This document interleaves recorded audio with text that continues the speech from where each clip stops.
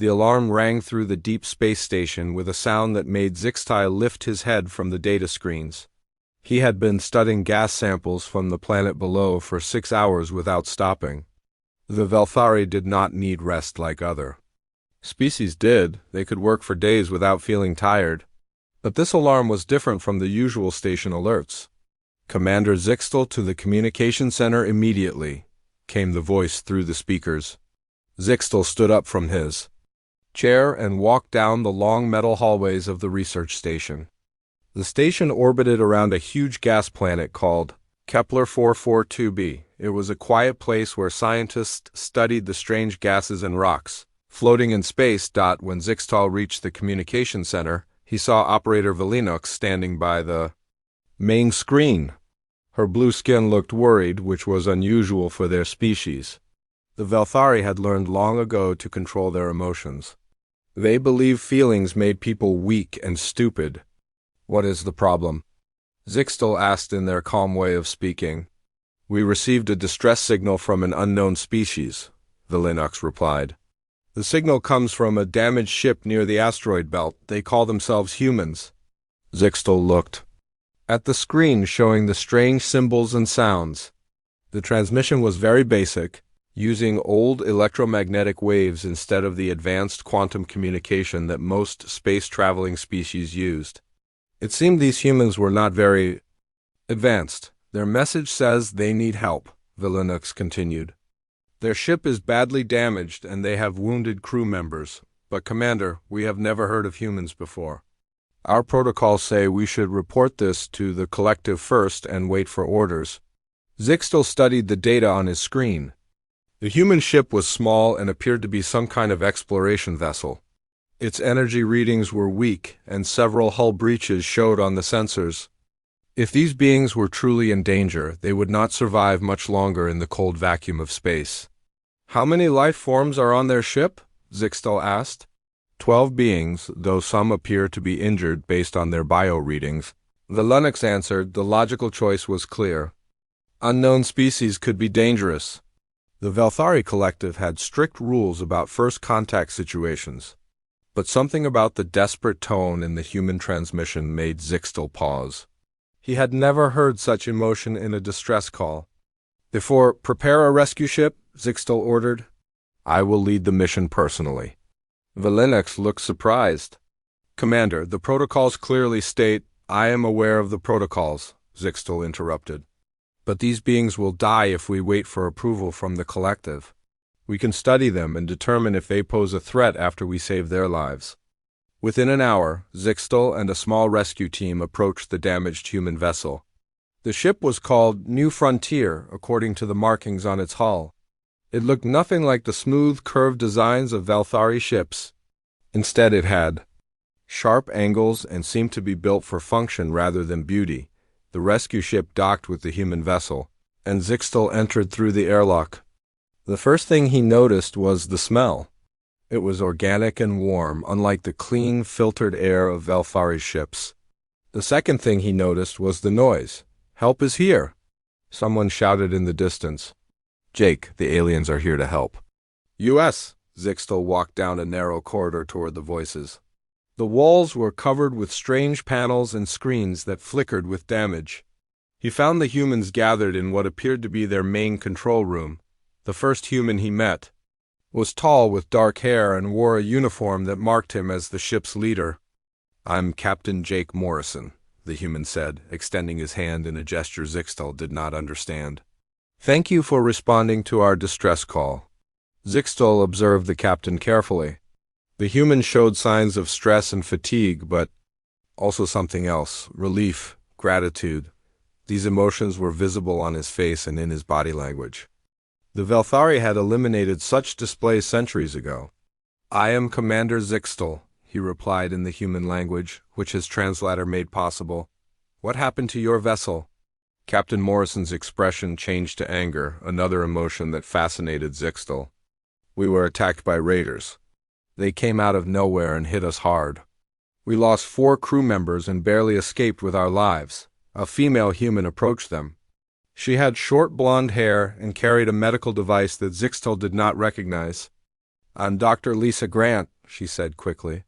"We have 8 wounded crew members who need immediate medical attention. Some are in critical condition." Zixtel followed Dr. Grant to the ship's medical bay. What he saw there confused him greatly. The doctor was working frantically to save the life of a severely injured human.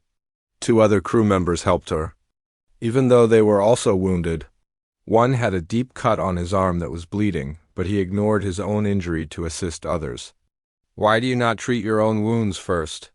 Zixtel asked the bleeding human. The man looked at him with surprise. "Because Pete over there is hurt worse than I am," he replied simply. "My cut can wait." This made no logical sense to Zixtel. In Velthari society, each individual was responsible for their own survival first. Helping others was secondary to personal safety. But these humans seemed to put their companions' welfare above their own. Dr. Grant worked with tools that seemed primitive compared to Velthari medical technology, but she used them with great skill. More importantly, she never gave up. Even when one patient's condition appeared hopeless, she continued trying to save him. "We need to get them to our medical facility," Zixtel told his rescue team. "Their wounded require advanced treatment." As the humans were transferred to the Velthari rescue ship, Zixtel continued to observe their strange behavior. They constantly asked about each other's condition. They comforted those who were afraid. They even worried about their damaged ship, treating it almost like a living creature. Captain Morrison stayed close to his crew during the transfer. "Will they be okay?" he asked Dr. Grant repeatedly. "I don't know, Jake," she replied honestly. "But we're not giving up on them." The concept of not giving up was foreign to Zixtel. The Velthari made logical decisions based on probability and efficiency. If something had a low chance of success, they moved on to more promising options. But humans seemed to persist even when logic suggested they should stop trying. Back on the research station, Zixtel watched as Dr. Grant worked alongside Velthari medical staff to treat the wounded humans. She learned their techniques quickly and shared her own knowledge freely. The cooperation fascinated him. Engineer Pete Collins, despite having a broken arm, insisted on helping repair the station's systems that had been damaged during the rescue operation. "I need to stay busy," he explained when ordered to rest. "It keeps me from thinking about the crew members we lost." Zixtel recorded everything in his personal log. These humans displayed behaviors that contradicted everything the Velthari understood about intelligent species. They formed strong emotional bonds with their companions. They risked their own safety for others.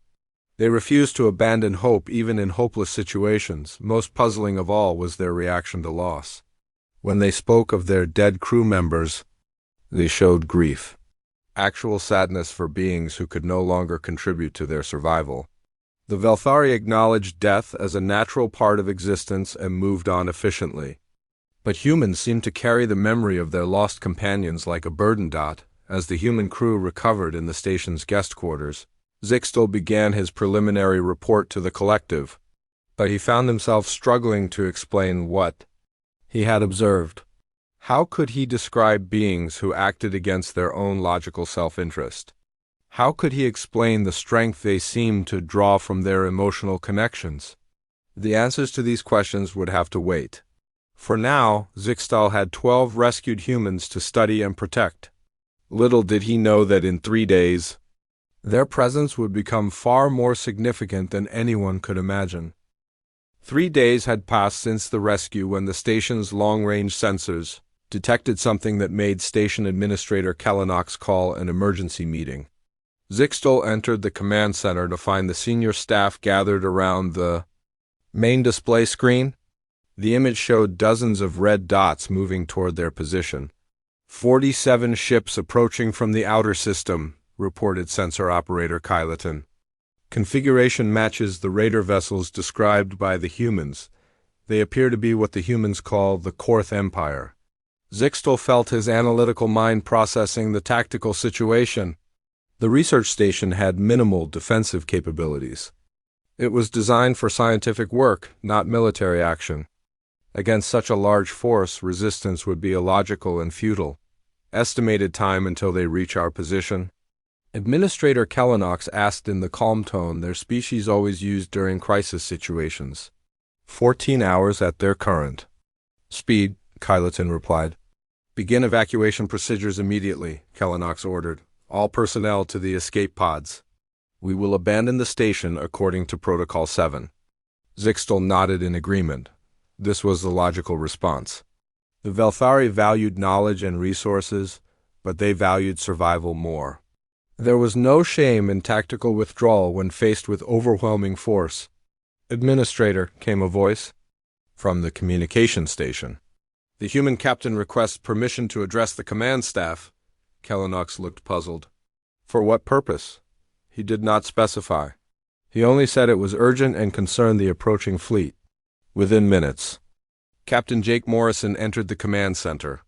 The human looked tired but alert. Behind him came Dr. Lisa Grant and a female crew member Zixtal had not met before. This is Communications Specialist Betty Lewis, Captain Morrison said, introducing the woman. She has been monitoring the Korth transmissions since we arrived. Here, Betty Lewis stepped forward and activated a portable device. Strange sounds filled the room as alien voices spoke in harsh, aggressive tones. I've been learning their language, Betty explained. The Korth aren't just coming for your research. Station.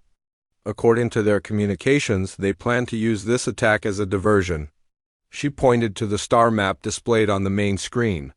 Their real target is the Velthari colony world in the next system. 3 million inhabitants. They plan to destroy this station quickly, then move on to begin a full invasion of your colony. The command center fell silent. Zixtal processed this information rapidly. If the humans were correct, the Korth would kill millions of innocent Velthari civilians while the military focused on responding to the attack on the research station. How can you be certain of this intelligence? Administrator Kellenox asked. Dr. Grant stepped forward with a datapad. We fought these creatures before. I've been studying their tactics and biology since our first encounter. They always use diversionary attacks to split enemy forces. It's their standard military doctrine. Even if this is true, Kellenox replied, we cannot defend against such a large force. Our evacuation remains the logical choice. Captain Morrison looked at the Velthari command staff with an expression Zixtal was beginning to recognize as determination. We'd like to help you fight them. The suggestion was so unexpected that several Velthari officers turned to stare at the human captain. Zixtal found himself equally surprised by the offer. Captain Morrison, he said carefully, your ship is damaged and your crew is still recovering from injuries. You have no obligation to risk your lives for our people. Maybe not, Morrison replied, but it's the right thing to do. Besides, we have information about Korth weaknesses that might help. Dr. Grant activated her datapad and displayed detailed biological scans.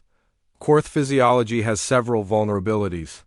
Their energy shields are calibrated to stop plasma weapons, but they're less effective against kinetic projectiles. Their sensory organs are sensitive to certain electromagnetic frequencies. Most importantly, they have a rigid command structure. Disrupt their leadership and their forces become confused and disorganized. Engineer Pete Collins, who had entered quietly during the discussion, spoke up. Their ship designs also have weaknesses. We studied the wreckage from our first battle. Their power distribution systems have critical failure points that can be exploited. Zixtal studied the human data with growing interest. The information was detailed and accurate based on what he knew about similar species. These humans had learned more about their enemies in one battle than most species discovered in years of conflict. Even with this knowledge, Administrator Kellenox said, the odds of success are minimal. Logic dictates that we should warn the colony and evacuate rather than engage in hopeless combat. Betty Lewis looked up from her communication equipment. I've been monitoring their fleet coordination. If we can delay them here for even 6 hours, the colony will have time to evacuate most of their population. But only if someone stays too. Fight. The command center fell quiet again as the Velthari officers processed this information. Zixtal found himself studying the human faces around him. They showed no fear, only resolve. Dr. Grant appeared calm as she reviewed tactical data. Captain Morrison stood ready to risk his life for people he had met only 3 days ago. Why would you do this? Zixtal asked directly. You owe us nothing beyond the rescue we provided. Your logical choice is to escape with us? Captain Morrison smiled, an expression that showed both sadness and determination. Because 3 million innocent people will die if we don't try to stop this. That's not acceptable to us. But you might die in the attempt, Kellenox pointed out. Maybe, Doctor, Grant replied, but we definitely will die someday anyway. At least this way, our deaths might mean something. The concept struck Zixtal as fundamentally illogical yet strangely compelling. The humans were choosing probable death over certain survival because of abstract concepts like duty and morality. No Velthari would make such a choice. Communications. Specialist Lewis continued working at her station. I'm picking up more Korth transmissions. They're confident this will be an easy victory. They expect no resistance from a research station. That might be an advantage, observed Captain Morrison. If they're overconfident, they might make mistakes we can exploit. Engineer Collins nodded enthusiastically. We could modify the station's defensive systems. Your technology is more advanced than ours, but our approaches to problem-solving are different. Sometimes different is better. Zixtal watched as the humans began discussing tactical plans with increasing excitement. They seemed to draw energy from the challenge rather than being discouraged by the overwhelming odds. Their enthusiasm was infectious, even affecting some of the Velthari staff. Administrator, Zixtal said finally, I request permission to remain with the humans and coordinate our defensive efforts. Kellenox stared at him with surprise. Commander, that is not logical. Your survival serves no tactical purpose if the battle is hopeless. Perhaps, Zixtal replied. But the humans have provided valuable intelligence that could save millions of lives. The least we can do is help them implement their defensive strategy. Dr. Grant looked at him with an expression he could not identify. Later he would learn.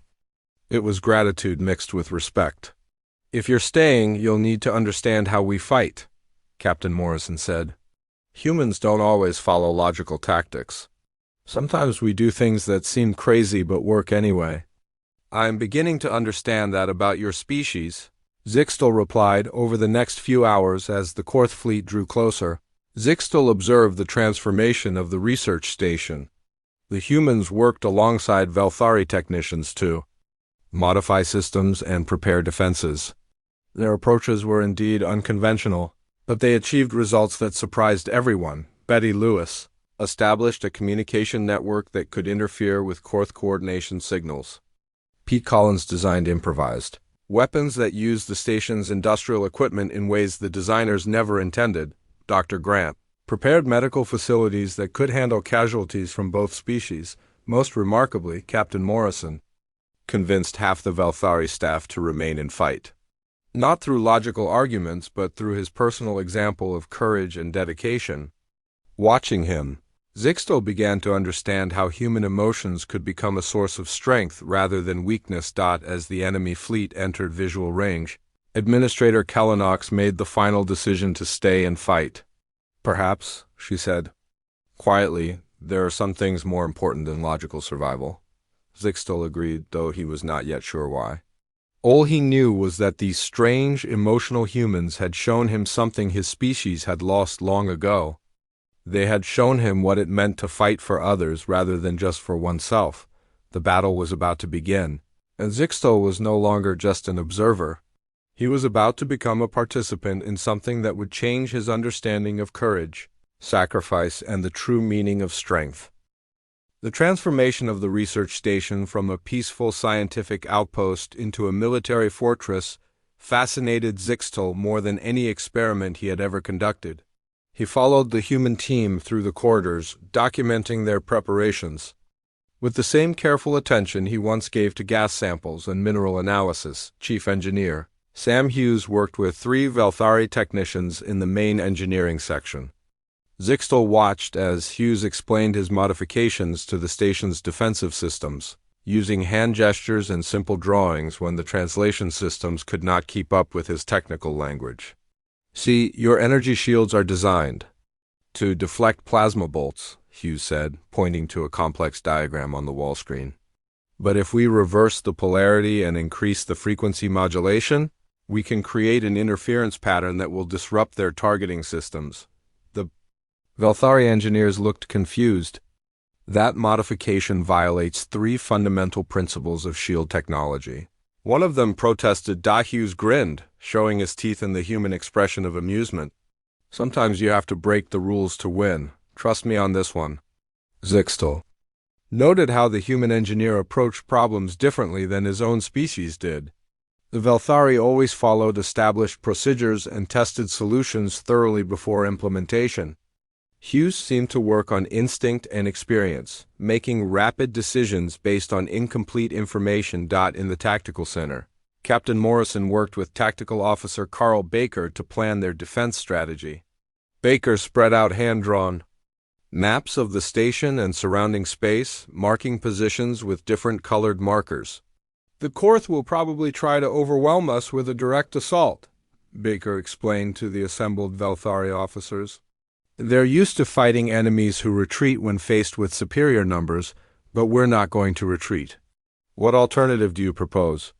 asked Administrator Kalinox. Baker pointed to several locations on his map. "We set up ambush points.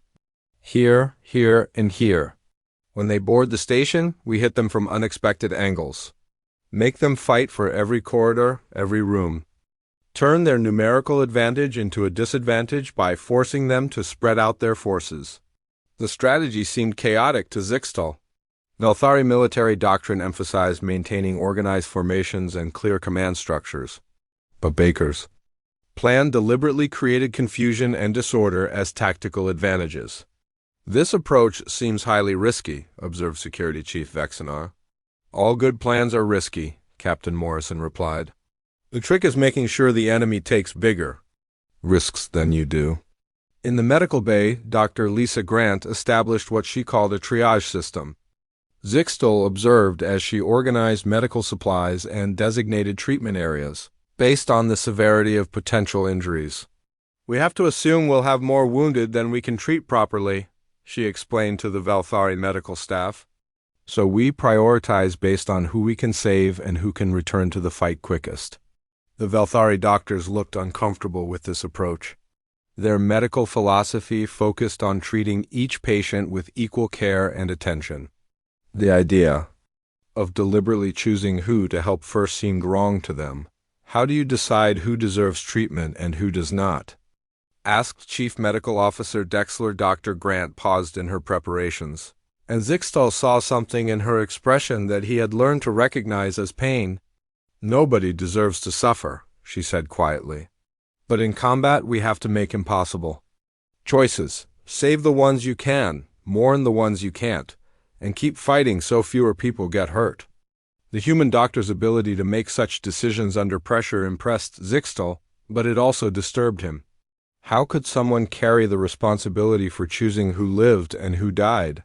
Yet Dr. Grant seemed to accept this burden as part of her duty. Navigator Amy Rodriguez worked with the station's sensor operators to track the approaching Korth fleet.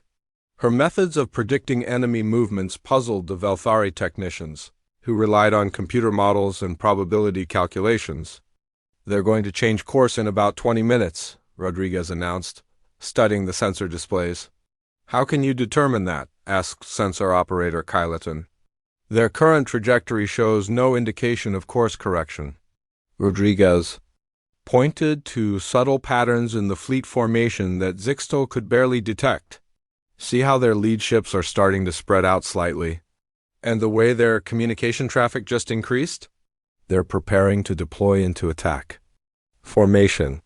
23 minutes later, the Korth fleet began the exact maneuver Rodriguez had predicted. The Velthari sensor staff looked at her with something approaching amazement. "Your intuitive analysis exceeds our computer projections," Kyleton admitted. "How do you develop such skills?" "Experience," Rodriguez replied simply, "and learning to trust your gut feelings when logic isn't enough." Throughout the station, humans shared stories with their Velthari counterparts about battles from their homeworld. Zixtal listened to tales of outnumbered armies achieving victory through determination and sacrifice. The stories followed similar patterns that the humans called honor, duty, and courage. Weapons Officer Tony Martinez demonstrated human combat techniques to a group of Velthari security personnel. His methods emphasized adaptability and aggressive action rather than the defensive tactics preferred by Zixtal S species. Don't think too much during a firefight, Martinez advised. React fast, move constantly, and never let the enemy predict what you'll do next.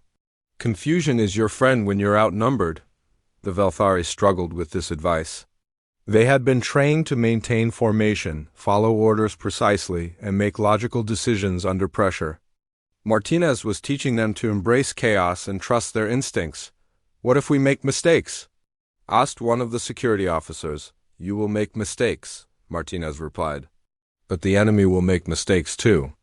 The side that recovers fastest from their mistakes usually wins. As the preparations continued, Zixtal began to notice changes in the Velthari crew members who worked closely with the humans. They moved with more energy and purpose. They asked fewer questions about orders and took more initiative in solving problems. The human influence seemed to be awakening something in his people that had been suppressed for generations. Communications specialist Betty Lewis intercepted more Korth transmissions as their fleet drew closer. The messages revealed details about their battle plans that confirmed the humans' predictions about Korth tactics. They're planning to breach the station in 4 locations simultaneously, Lewis reported. Main hangar bay, secondary docking port, emergency airlock 7, and they'll try to blow a hole in the outer hull near the power generation section. Captain Morrison studied the locations on a station schematic. We can use that information against them. If we know where they're coming, we can be ready for them. Engineer Hughes nodded enthusiastically. I can plant some surprises at those breach points. Nothing that will stop them, but things that will slow them down and make them think twice about pushing forward. The final hours before the battle arrived faster than Zixtal expected. As the Korth fleet entered the system's inner region, the mixed human and Velthari crew gathered in the main assembly hall for what Captain Morrison called a final briefing. We all know the odds, Morrison said, addressing the crowd of defenders. The enemy has more ships, more weapons, and more soldiers than we do. By every logical calculation, we should lose this fight. Zixtal saw several Velthari officers nod, in agreement with this assessment. But logic isn't everything, Morrison continued. We have something they don't have. We have people willing to fight for others instead of just for themselves. We have the advantage of defending our home against invaders who think this will be easy. The captain's voice grew stronger as he spoke. The Korth expect us to run away when they show up. Instead, we're going to hit them so hard they'll remember this day for the rest of their lives. Every minute we hold them here is another 1,000 people evacuated from the colony world. Every Korth ship we damage or destroy is one less ship in their invasion fleet.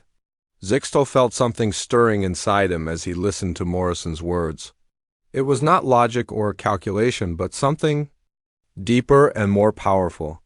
For the first time in his life, he understood why beings might choose to fight against impossible odds. We may not all survive this, Morrison concluded, but our sacrifice will save millions of innocent lives. That's what makes this fight worth it. That's what makes us human. Administrator Kellenock stepped forward to address her own people. The humans have shown us something we had forgotten. There are causes worth dying for and people worth saving. Today we fight not as Velthari or humans, but as beings who refuse to let evil triumph over good. As the crowd dispersed to take their battle positions, Zixtal found himself walking beside Dr. Grant toward the medical bay where he would serve as a combat medic. Are you afraid? He asked her, genuinely curious about human emotional responses. Dr. Grant considered the question carefully before answering. Yes, I'm terrified, she admitted. But fear isn't always a bad thing. Sometimes fear is what keeps you alive long enough to do what needs to be done. Zixtal pondered her words as they reached their destination. He was beginning to understand that human emotions were not weaknesses. The first Korth bombardment hit the research station like thunder from space itself. Zixtel felt the entire structure shake around him as enemy plasma cannons tore through the outer hull sections. Emergency lights flickered throughout the corridors, and the artificial gravity fluctuated wildly for several terrifying seconds. In the medical bay where Zixtel had taken position, Dr. Lisa Grant remained completely calm despite the chaos erupting around them. She checked her equipment one final time and looked at Zixtel with steady eyes. "This is it," she said simply. "Remember what I taught you about treating traumatic injuries. Don't think too much, just act." The station's defensive systems fired back at the attacking fleet, but Zixtel could tell from the sound and vibration that they were vastly outgunned. Through the medical bay's small viewport, he could see Korth ships moving into boarding positions. Dark shapes detached from the enemy vessels and flew toward the station like deadly insects. "Hull breach in Sector 7, announced a voice over the communication system. "Korth boarding parties have entered the station." The sound of weapons fire echoed through the corridors, growing closer with each passing minute. Zixtel gripped the plasma rifle that weapons officer Tony Martinez had given him earlier.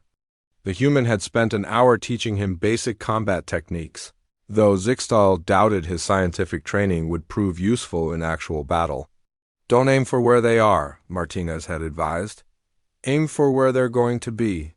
And, remember, keep moving. A moving target is harder to hit." The first wounded defender arrived within minutes of the initial boarding. Communications specialist Betty Lewis stumbled into the medical bay with a deep gash across her forehead and her left arm hanging useless at her side. "Korth warriors in the communication center," she reported breathlessly. "They destroyed most of the equipment before we drove them out." Dr. Grant immediately began treating Lewis's injuries while firing questions about the enemy capabilities. "How many were there? What kind of weapons? Any weaknesses you observed?"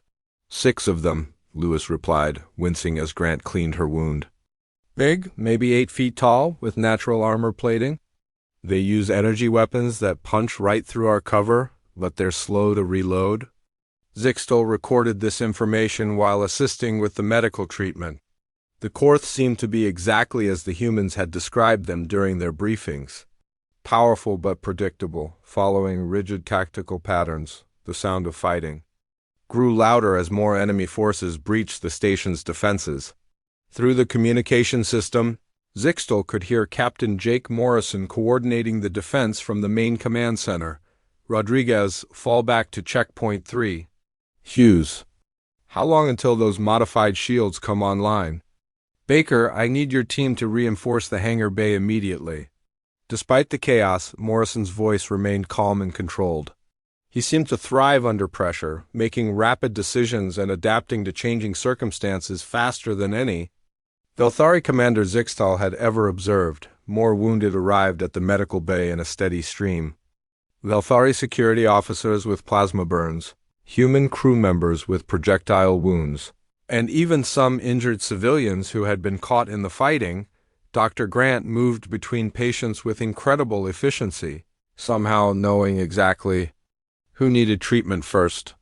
"Zixtel, apply pressure to that wound while I work on this one," she ordered, never looking up from the Velthari officer she was treating. "Keep him talking so he doesn't go into shock." Zixtel found himself comforting wounded beings in ways he had never imagined possible. The Velthari approach to injury was clinical and detached, but the humans taught him to provide emotional support along with medical care. "You're going to be fine," he told a young Velthari technician who had been caught in an explosion. "Dr. Grant is the best medical officer I have ever seen. She will take care of you."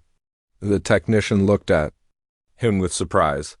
Velthari rarely offered such personal reassurance.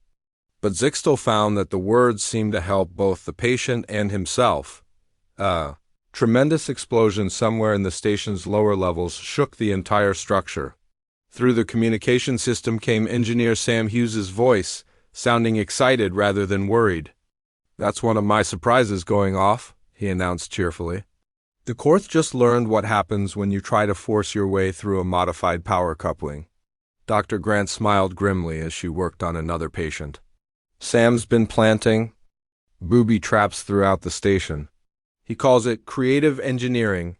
The battle intensified as more Korth forces poured into the station. Zixtal could hear the distinctive sound of human kinetic weapons mixed with Velthari plasma fire and the harsh energy blasts of Korth weaponry. The defenders were fighting room by room, corridor by corridor, exactly as Tactical Officer Carl Baker had planned. "Medical team to Hangar Bay 7 immediately," came an urgent call over the communication system. "Multiple casualties, including serious injuries?" Dr. Grant grabbed her emergency medical kit and looked at Zixtal. "You're coming with me. We need to stabilize the wounded before bringing them back here." They ran through corridors filled with smoke and debris, past blast marks on the walls, and scattered equipment. The hangar bay was a scene of devastation when they arrived. Bodies of both defenders and Korth warriors lay scattered across the deck, and the air smelled of burned metal and energy discharges. Weapons Officer Martinez was there, directing a group of mixed human and Velthari fighters in treating their wounded comrades. He had a nasty burn across his chest, but was ignoring his own injury to help others. "Korth broke through about 10 minutes ago," he reported to Dr. Grant. "We drove them back, but we took heavy casualties doing it." Zixtal watched as Dr. Grant assessed the wounded with rapid efficiency. She moved from patient to patient, making quick decisions about who could be moved and who needed immediate treatment. Her ability to remain calm and focused in such conditions amazed him. "This one first," she said, kneeling beside a Velthari security officer who was unconscious and bleeding heavily. "Zixtal, help me stabilize him for transport." As they worked together to save the wounded officer's life, Zixtal felt something he had never experienced before. When a Korth warrior suddenly appeared in the hangar bay entrance, raising its weapon toward Dr. Grant while she focused on her patient, Zixtal experienced a surge of emotion so powerful it overrode all logical thought, without considering the consequences or calculating the odds of success. Zixtal threw himself between the Korth warrior and Dr. Grant. His plasma rifle fired almost automatically, the energy bolt striking the enemy center mass and dropping it to the deck. "Nice shot," Martinez called out, but Zixtal barely heard him. His hands were shaking, and his breathing had become rapid and irregular. The realization of what had just happened hit him like a physical blow. He had risked his life to save another being without any logical justification. Dr. Grant was valuable to the defense effort, but so was he. By Velthari standards, his action had been irrational and potentially harmful to the overall mission success, yet he felt no regret for his choice. "Zixtal, are you injured?" Dr. Grant asked, looking up from her patient with concern in her eyes. "I am unharmed," he replied, though he was not entirely certain that was true. Something fundamental had changed inside him during that moment of protective instinct. They continued treating casualties while the battle raged around them. More defenders arrived to reinforce the hangar bay, including Navigator Amy Rodriguez, leading a squad of Velthari technicians who had volunteered to fight despite having no military training. "The Korth are regrouping for another push," Rodriguez reported. "Captain Morrison thinks they're trying to reach the main power core. If they destroy that, the whole station goes dark." Dr. Grant finished treating the last of the wounded who could be moved safely. "Get them back to the medical bay," she ordered the stretcher teams. "Zixtal and I will stay here in case there are more casualties." The second Korth assault on the hangar bay was more organized than the first. The enemy warriors moved in coordinated teams, using heavy weapons to blast through the defenders' cover. The humans and Velthari fought side by side, combining their different tactical approaches into something neither species could have achieved alone. Zixtal found himself crouched behind an overturned cargo container with engineer Pete Collins, who despite his broken arm had insisted on joining the fighting. Collins carried a modified industrial laser that he had converted into a surprisingly effective weapon. "First time in combat?" Collins asked during a brief lull in the fighting. "Yes," Zixtal admitted. The Velthari rarely engage in violent conflict. We prefer diplomatic solutions. Collins grinned despite the danger surrounding them. Nothing wrong with diplomacy, but sometimes you have to fight for what's right. The Korth aren't interested in talking. A group of Korth warriors charged their position and both beings opened fire. Zixtal was surprised to discover that his scientific training actually helped in combat. His ability to calculate trajectories and predict movement patterns made him a more accurate shooter than he had expected. The battle reached its climax when the Korth commander entered the hangar bay personally.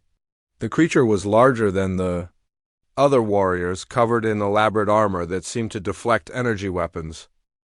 The final Korth assault began with a bombardment that made their previous attacks seem gentle by comparison.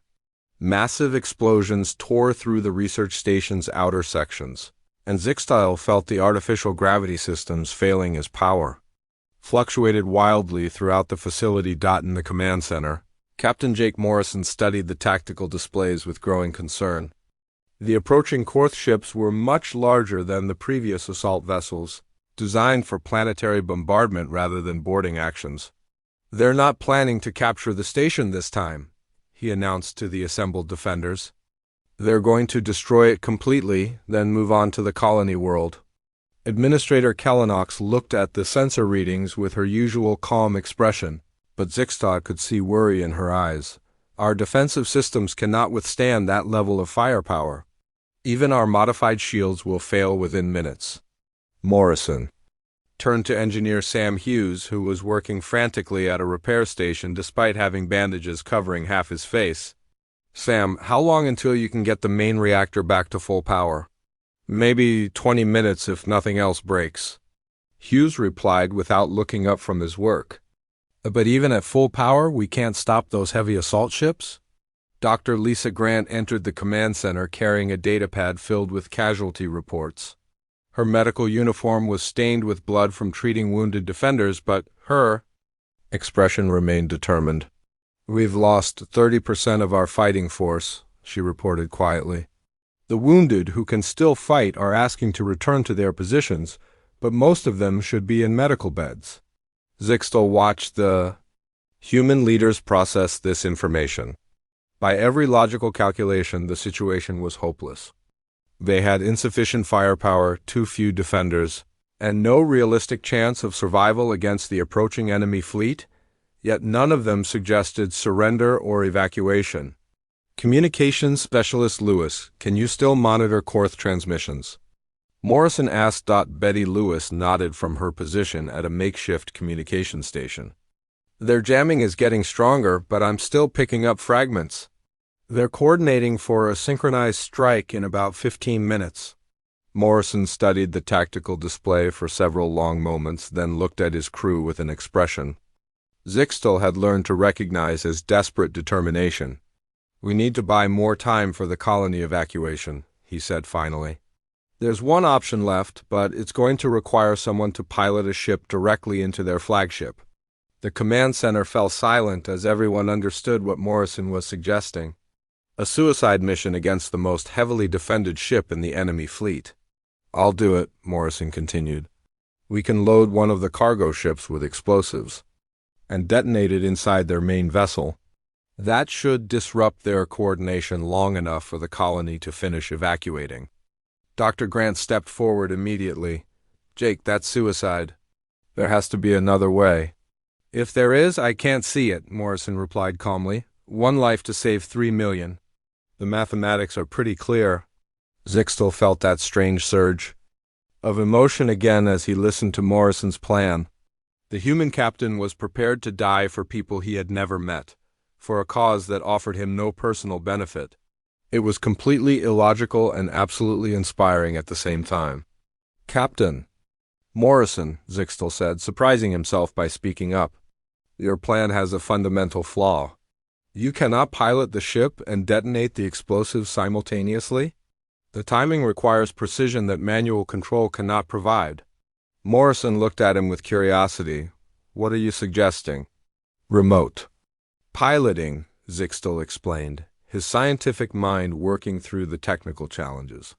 Engineer Hughes and I can modify the cargo ship's navigation system to accept external control. You could escape in a pod while we guide the ship to its target. Hughes looked up from his repair work with sudden interest. That could work. We'd need to rewire the entire control system, but the basic technology is there. How long would such modifications take? Administrator Kellenox asked. 10 minutes, maybe 12 if we work together, Hughes replied. Morrison smiled grimly. Do it, but I'm still piloting the ship manually until the final approach. Remote control can be jammed or intercepted. The next few minutes passed in a blur of activity as the station's remaining defenders prepared for their final desperate gambit. Engineer Pete Collins, despite his broken arm, helped Hughes and Zixtel modify the cargo ship systems. Navigator Amy Rodriguez calculated the approach vector that would give Morrison the best chance of reaching the enemy flagship. Dr. Grant worked to stabilize the wounded who insisted on returning to fight. Many of them were barely able to stand, but they refused to abandon their posts while the battle continued. Why do they do this? Zixtel asked her as they watched a Velthari technician with severe burns struggle back to his duty station. Because they've learned something from you humans, Grant replied. They've learned that some things are worth dying for. The cargo ship launched just as the Korth heavy assault vessels entered final attack position. Through the command center's main view screen, Zixtel watched Morrison's small craft accelerate toward the massive enemy flagship that bristled with defensive weapons. Korth fighters are moving to intercept, reported Rodriguez from the sensor station. Morrison's ship is taking heavy fire. The cargo vessel twisted and turned through space as Morrison used every piloting skill he possessed to avoid the enemy interceptors. Several times the ship seemed certain to be destroyed, but Morrison somehow kept it flying toward its target. I'm hit and losing power. Morrison's voice came through the communication system, distorted by static and interference. Switching to remote control in 30 seconds? Hughes and Zixtel worked frantically at their jury-rigged control station, preparing to take over navigation of the damaged cargo ship. The technical challenges were immense, but somehow their combined expertise found solutions. Remote control activated, Hughes announced. I've got the ship. On the view screen, they could see Morrison's escape pod separating from the cargo vessel just as it entered the defensive perimeter around the Korth flagship. Automated weapons systems filled space around the small ship with deadly energy blasts. But Hughes piloted it through the barrage with skill that amazed everyone watching. 50 seconds to impact, Zixtel reported. Monitoring the ship's approach trajectory, the Korth flagship began evasive maneuvers. But the massive vessel was too large to avoid the cargo ship completely. Hughes adjusted course to compensate, guiding their improvised weapon directly toward the enemy's main reactor section. 10 seconds to impact, Zixtel announced. The explosion when the cargo ship struck the Korth flagship lit up space like a newborn star. The enemy vessel broke apart in a cascade of secondary explosions that destroyed 2 nearby escort ships and damaged several others. The effect on the remaining Korth fleet was immediate and dramatic. Without their command ship's coordination, the assault vessels began falling back in disorder. Some continued firing randomly, but their organized attack had collapsed completely. Korth forces are retreating, Rodriguez reported with obvious relief. The remaining ships are withdrawing from the system. The command center erupted in cheers from both humans and Velthari as they realized they had achieved the impossible. They had held off a vastly superior force long enough for the colony. Evacuation to succeed, but Zixtel found himself focused on something else entirely. During those final moments of the battle, when Morrison's life hung in the balance and the fate of millions depended on their actions, he had experienced an emotion more powerful than any logical process he had ever known. Fear, not fear for his own safety, but fear for the safety of others. Fear that Morrison might die, that the colony might be destroyed, that his new human friends might be lost forever. It was terrifying and overwhelming and completely wonderful at the same time. Dr. Grant approached him as the celebration continued. Around them, how are you feeling? She asked with the concern that humans always showed for each other's emotional well-being.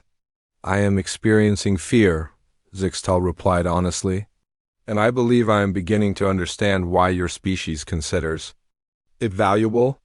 Grant smiled, an expression that conveyed both happiness and deep understanding. Fear keeps us human, she said. It reminds us what we have to lose and why it's worth fighting to protect it.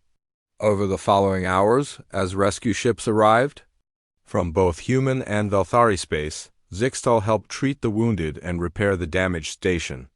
But his mind kept returning to the emotions he had discovered during the battle. Captain Morrison recovered quickly from his escape pod experience and immediately began coordinating aid for the wounded defenders. His first concern was not for his own crew, but for the Velthari who had chosen to fight beside them. We couldn't have done this without you, he told Administrator Kellenox during the post-battle briefing. Your people showed courage I didn't. No was possible. They learned it from yours, Kellenox replied. You taught us that logic alone is not enough. Sometimes you must act on faith and emotion rather than calculation. In the days that followed, as Zixtal compiled his report for the Velthari Collective, he struggled to find words that could convey what he had learned. How could he explain to beings who had eliminated emotion that fear and love